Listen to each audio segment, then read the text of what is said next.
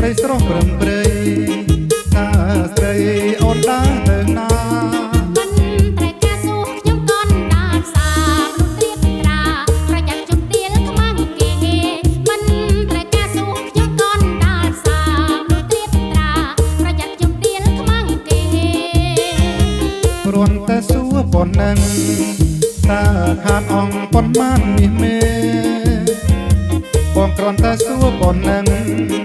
តើខាតអង្គប៉ុន្មានមាសមេខាតមិនខាតក៏ត្រូវខ្មាំងគេដែរព្រោះខ្ញុំខ្មែរ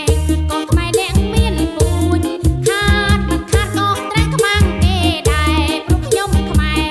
កូនខ្មែរអ្នកមានពូជជាតិជាស្រីស្រុកស្រែមានស្រីណានឹងល្អដូច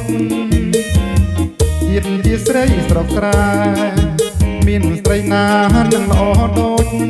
ធំមិនធំហើយត្រីតូចមិនតូចអ្នកប្រុងខូចនៅមកក្រាំងដល់ណា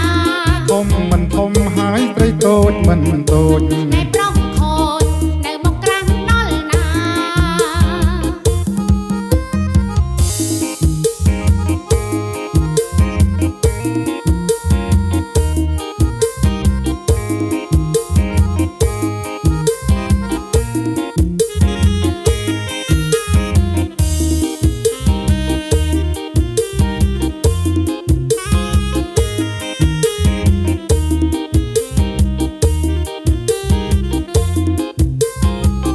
ស្រីស្រស់ព្រឹមព្រៃ